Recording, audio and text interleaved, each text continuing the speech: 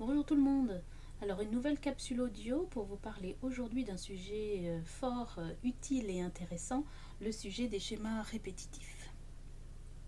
Alors avant de vous parler de la partie véritablement de la libération des schémas répétitifs, on va d'abord regarder tout ce qui concerne le processus de construction de ces fameux schémas. Et vous allez voir que de toute façon, quoi qu'il arrive, il n'y a pas de culpabilité à avoir au sujet de leur mise en place chez nous. On est tous touchés, personne ne peut vraiment y échapper parce que, je vais vous l'expliquer, ça se positionne en nous de toute façon complètement inconsciemment et on ne peut pas y déroger, ça fait partie du fonctionnement de l'incarnation. Alors, ce processus de construction des schémas répétitifs se met en fait en place pendant toute la période où le cerveau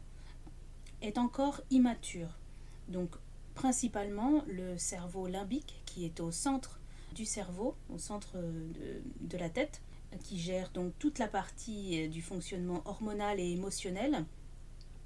et toute la partie néocortex, cette partie qui vient sur le dessus de la tête et qui vient jusque sur le front,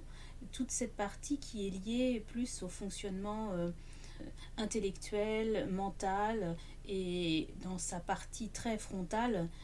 c'est tout ce qui correspond finalement au développement de l'être humain, de l'homo sapiens de façon large. Alors qu'on a en nous un tout premier cerveau qui est le cerveau reptilien, qui est à la base de la nuque, tout en haut de la colonne vertébrale. Et dans ce cerveau reptilien, ce cerveau archaïque, qui est le tout premier cerveau qui a été créé, qui s'est mis en place dans la sphère animale et donc chez nous, c'est le lieu où se met en place tous les mécanismes, et ça je vais vous l'expliquer de façon plus approfondie. Donc tout se met en place au niveau de nos schémas répétitifs dans toute cette période de vie où on a encore ce cerveau qui est immature. Car tout ce qui est vécu avec difficulté finalement, ou tout ce qui d'une façon ou d'une autre crée de grosses émotions pendant cette période d'immaturité, va s'imprimer beaucoup plus facilement, beaucoup plus profondément dans les mémoires et dans l'inconscient, alors que finalement, cette immaturité dure vraiment de très longues années, puisque les études neuroscientifiques ont démontré que finalement la maturité du cerveau limbique et du cerveau de la partie néo-frontale, du néocorticole, ne se fait qu'environ entre 20 et 25 ans. Donc vous voyez, ça fait un paquet d'années, grossesse comprise, où finalement on présente une telle immaturité de fonctionnement dans cette partie cérébrale que de toute façon, quand on vit quelque chose de compliqué, ça vient complètement s'imprimer à l'intérieur de nous. Donc chacune des émotions qui sont vécues dans un contexte qui reste de toute façon propre à chacun en fonction de son histoire, le cerveau va enregistrer une correspondance entre une situation donnée qui a été vécue et l'émotion forte qui s'est générée face à cette situation.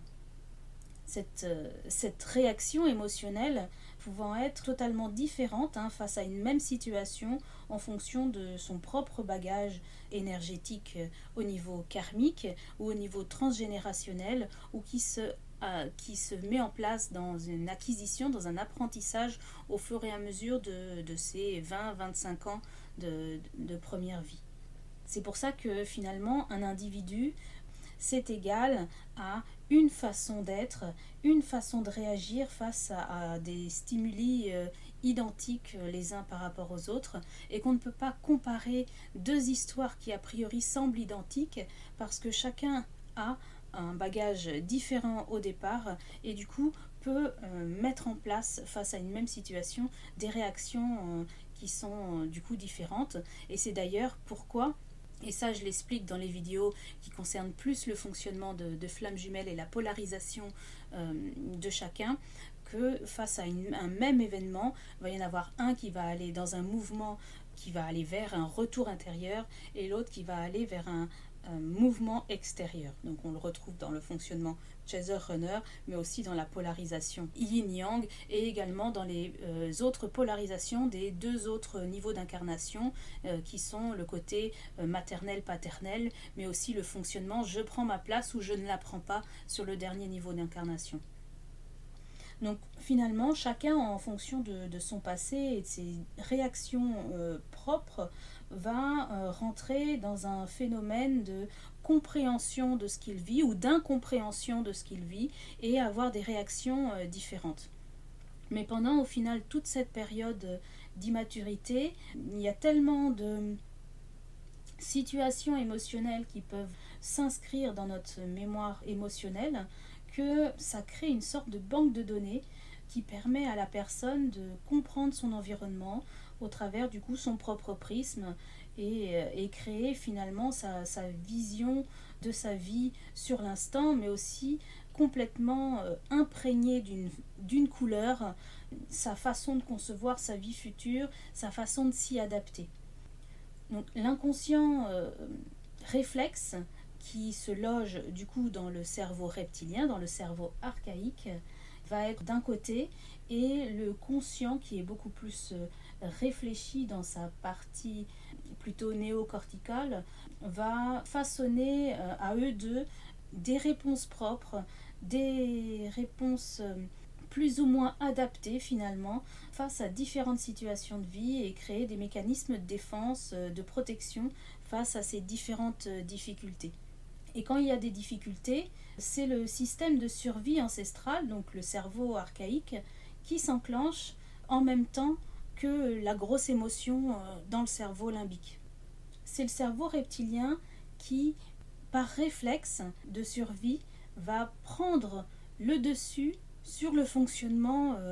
émotionnel, sur le fonctionnement mental du néocortex. Et c'est lui qui va prendre en charge la réaction et qui va émettre une réaction automatique face à ce qui est perçu comme un danger, comme une douleur, comme une souffrance. Alors même si ce qui est vécu sur le moment ne semble pas forcément vital de façon immédiate, qu'on n'est pas forcément en danger de mort de façon immédiate, il y a quand même une sensibilisation qui se fait liée à tout un bagage personnel, donc karmique, transgénérationnel, énergétique, etc., qui met en place ce réflexe automatique qui est engrammé depuis tellement de millions d'années dans notre corps, dans nos cellules, que de toute façon on ne peut pas en échapper et on ne peut pas enrayer la mise en place de ces réactions automatiques de survie. Donc même si le danger n'est pas immédiat, il y a quelque chose d'engrammé dans l'inconscient qui fait que même dans une situation qui est vécue maintenant, il y a une sorte de banque de données à laquelle on se reconnecte instinctivement et qui vient percevoir quelles peuvent être les répercussions générales de ce qui est en train de se dérouler sur un risque futur, que ce soit un risque de vie ou de mort encore une fois, ou un risque relationnel, de positionnement dans notre famille, vis-à-vis de nos parents, etc., vis-à-vis de notre entourage, enfin de la situation qui est en train d'être vécue sur le moment.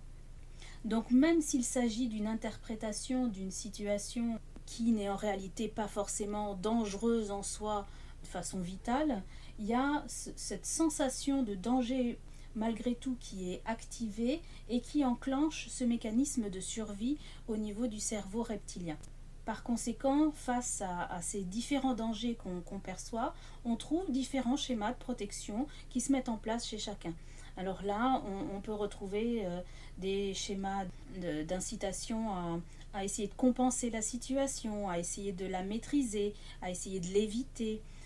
de procéder par imitation, de procéder par opposition, de se soumettre, de se dévaloriser. Voilà, il y en a tout un tas comme ça. Là, c'est un peu les principaux que je vous ai énumérés. Mais finalement, à chaque fois que pendant cette période de 20 à 25 ans, il va y avoir une émotion qui va impliquer cette sensation de danger, le cerveau reptilien se met en route et prendra la relève face à l'immaturité finalement des deux autres parties du cerveau. Et c'est comme ça que finalement il va soit en une grosse fois si l'émotion était vraiment très forte, ou soit sous l'accumulation de plusieurs événements, viendra créer un programme de fonctionnement, un programme réflexe de survie dans un sens ou dans un autre en fonction des différents schémas que j'ai pu lister précédemment. Donc quand cette réponse finalement à un moment donné, à force d'être mise en place ou d'une façon donc très ponctuelle, très forte, s'inscrit dans la partie du cerveau qui gère tous ces automatismes de fonctionnement, pardon, donc dans le cerveau reptilien, donc qui fonctionne totalement de façon inconsciente comme je l'ai dit. Alors du coup à chaque fois, quand une situation fera écho à là où les événements initiaux, le programme qui s'est engrammé va s'enclencher tout seul, s'enclencher automatiquement et créer de façon réflexe et totalement non maîtrisée la mise en place de ces schémas répétitifs. Ce qui veut donc dire que l'immaturité cérébrale étant de toute façon déjà présente dès le stade in utero, toutes les perceptions et sensations, émotions qui sont déjà créées à ce niveau-là sont de toute façon déjà stockées dans le système mémoriel, et tout ce qui est vécu sera alors déjà engrammé de ce fonctionnement réflexe et répertorié dans le cerveau. On se retrouve au fur et à mesure de toutes ces années avec une quantité d'informations qui est totalement énorme dans notre cerveau, et même si on a de façon consciente accès qu'à une partie de ces données, on est de toute façon malgré tout connecté à la partie inconsciente de notre fonctionnement, donc c'est là qu'on peut difficilement échapper à tout ça. Et on regarde finalement toute notre vie au travers de ces filtres de perception, ça qui crée malgré nous des croyances, des perceptions au travers ce fonctionnement mémoriel, au travers ces fonctionnements de schéma. Et quand il y a des événements ou un événement qui vient faire écho à ces informations, à cette banque de données, que ce soit sous une forme véritablement réelle, identique ou simplement proche, de façon plus symbolique, ça va, quoi qu'il arrive, réactiver tout le fonctionnement inconscient et recréer la mise en place des fonctionnements réflexes en face. Donc ça va automatiquement réveiller également le corps et les réactions du corps physiologique vis-à-vis des émotions, des contractions, des relâchements, l'envie de courir, l'envie de rester stoïque, voilà, ce côté inhibition, défense ou attaque, des nœuds à l'estomac également, une sensation d'étouffement, voilà, des rires parfois automatiques. Toutes ces sensations vont s'exprimer à des degrés différents en fonction de ces différents mécanismes et en fonction de comment les choses se sont imbriquées à l'intérieur de nous. Ce qui signifie que finalement, au-delà de la situation vécue, c'est le ressenti sous-jacent qui prime, et la façon dont on le reconnaît et la façon dont ça se présente finalement à nous. Donc le fait de répondre toujours de la même façon ou d'une façon identique par rapport à des situations identiques s'explique totalement par le fait que dans le système neuronal, il y a des circuits qui se mettent en place, des circuits neuronaux qui portent vraiment ce nom-là, qui font que une habitude de fonctionnement va, à force d'être répétée, créer comme un réseau autoroutier au lieu de réseau secondaire, et le fonctionnement propre du cerveau, c'est d'aller à l'essentiel, d'aller vers ce qui est connu. Donc il empruntera toujours les mêmes scénarios, toujours les mêmes schémas, parce que c'est son mode de fonctionnement habituel, et c'est ce qui permet d'aller plus vite en direction du mécanisme de survie qui a été prouvé par le passé comme étant le plus sécurisant finalement pour la personne, le plus familier, le moins source de stress malgré tout, malgré ce qui est vécu sur le moment. Donc c'est comme ça que finalement se créent des scénarios automatiques et se mettent en place tous ces schémas répétitifs. À présent, on va voir toute la partie plutôt qui concerne la libération de ces programmes, de ces schémas. et la façon la plus efficace, on va dire, qu'on peut mettre en place pour s'en défaire. Donc finalement, une fois que ces schémas se sont mis en place, à force de vivre certaines situations de façon répétée, on finit par avoir des prises de conscience. Il y a quelque chose qui se met à jour dans notre fonctionnement, qui se met en place. Et le passage de l'inconscient de notre réaction au conscient se fait. Et donc on prend conscience de ce qui s'est mis en place à l'intérieur de nous. Mais cette prise de conscience n'est pas suffisante pour que ça se déconstruise. Percevoir les choses, voir le danger, ce n'est pas ce qui permet de le gérer finalement. On le voit arriver, mais on est juste en état d'observation dans la globalité de ce qui se passe. On n'est pas en train d'agir différemment. Donc ce qui va être utile, c'est de mettre en place tout un tas de mécanismes pour pouvoir enfin remplacer cet automatisme, ce programme inconscient qui s'est installé en nous. Donc après cette prise de conscience de ce qui se passe en nous, on ne peut pas en rester là, il faut absolument mettre en place quelque chose derrière. Comprendre d'où vient le danger, c'est pareil, c'est une aide, ça permet de voir comment les choses se sont mises en place. Parfois ça permet du coup d'être un moyen d'adapter le plus efficacement possible les techniques d'approche de libération, mais ce n'est pas suffisant non plus. Comprendre n'est pas suffisant, parce que c'est juste utiliser finalement cette partie frontale, cette partie du néocortex dans le mécanisme. Or, c'est au niveau du cerveau reptilien qu'il va falloir agir. C'est là que le schéma répétitif s'est engrammé, donc c'est là qu'il va falloir poser des actions pour remettre en route d'autres fonctionnements. Donc comprendre ne permet absolument pas de stopper totalement les schémas, ça donne l'illusion qu'on en sort, mais finalement il y aura tôt ou tard des événements qui vont venir faire écho d'une autre manière qu'on n'avait pas forcément perçue au départ et qui vont de nouveau nous faire prendre conscience qu'on n'est pas sorti de ce qu'on croyait avoir travaillé finalement. Donc c'est souvent pour ça qu'on croit qu'on s'est libéré d'une blessure ou d'un schéma et qu'on voit qu'un jour ou l'autre il se répète et qu'on revit des situations similaires. La mémoire du schéma, elle est inscrite dans ce cerveau reptilien qui s'active chaque fois que le cerveau émotionnel reconnaît une situation comme étant identique à tout ce qu'il a déjà perçu avant. Donc c'est bien cette mémoire ancienne, cette mémoire ancestrale qui a besoin d'être libérée pour pouvoir vraiment être désactivée et remplacée par autre chose, parce que la nature a horreur du vide. Donc ce n'est pas en déprogrammant, en libérant quelque chose que c'est suffisant non plus, il faut le remplacer par un autre mode de fonctionnement. Donc comment on fait ? Alors,